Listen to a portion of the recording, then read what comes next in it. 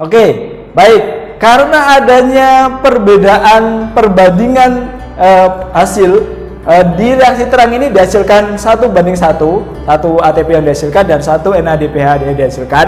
Sedangkan kalau di reaksi gelap ada 18 ATP yang diperlukan dan 12, sedangkan NADPH-nya hanya 12.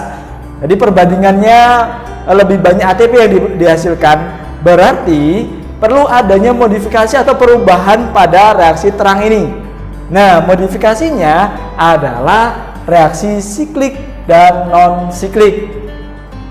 Oke, nah kita bahas dulu. Ini ada reaksi terang yang kita jelaskan di bagian sini. Ya, ini adalah reaksi non siklik. Non siklik ya, secara sederhana kita gambarkan seperti ini.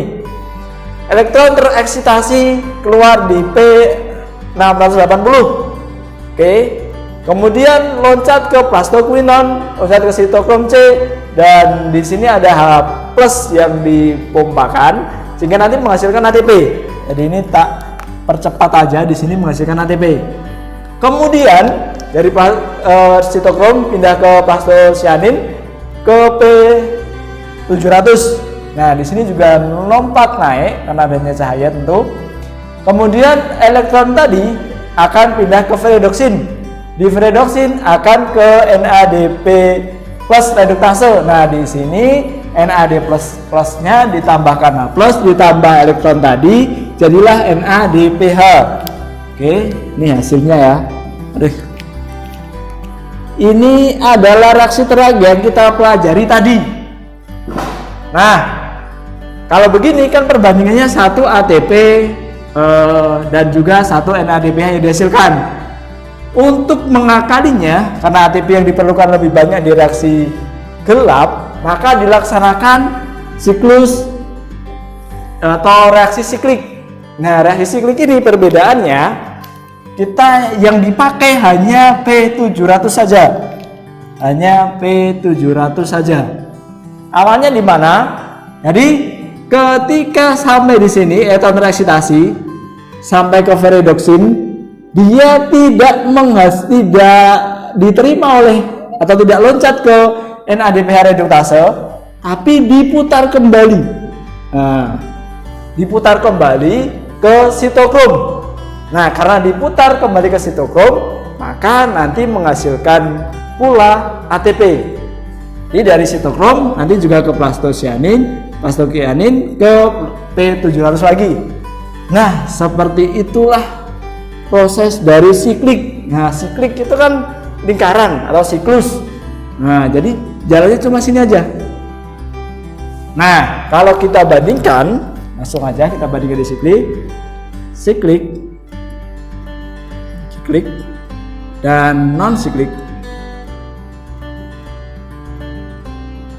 Nah, kita lihat dari yang dihasilkan dulu. Kalau non siklik tadi kan ada ATP, kemudian NADPH. Nah, yang dihasilkan ada dua ini. Kalau siklik hanya ATP saja.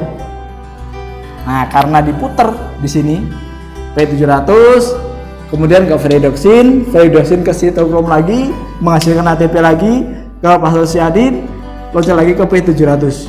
Jadi muter saja. Makanya dihasilkan adalah ATP saja. Kalau non siklik dihasilkan ATP dan juga NADPH. Kemudian yang dipakai di siklik hanya fotosistem satu saja atau P700 saja.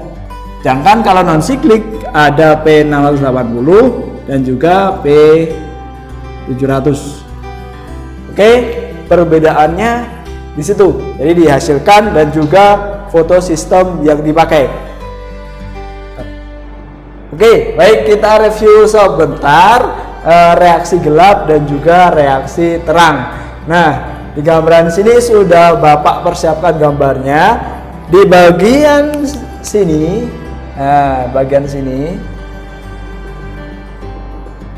ini adalah reaksi terang terjadi di telakoid. Dia menghasilkan ATP dan juga NADPH.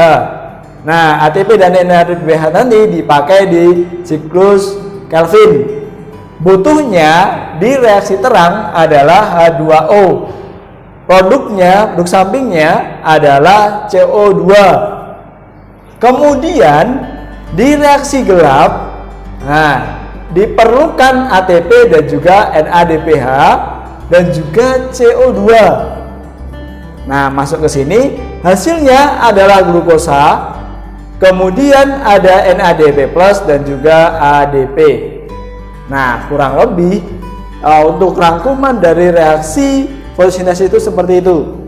Ya, reaksi terang, reaksi gelap yang diperlukan di reaksi gelap, yang dihasilkan di reaksi terang. Nah, ini diperlukan di reaksi terang. Padahal ini dihasilkan di reaksi gelap. Dimuter aja nih ATP dan NADPH-nya. Oke, kurang lebih seperti itu materi kita pada kesempatan kali ini. Terima kasih perhatiannya. Jangan lupa belajar dan terus semangat. Assalamualaikum warahmatullahi wabarakatuh.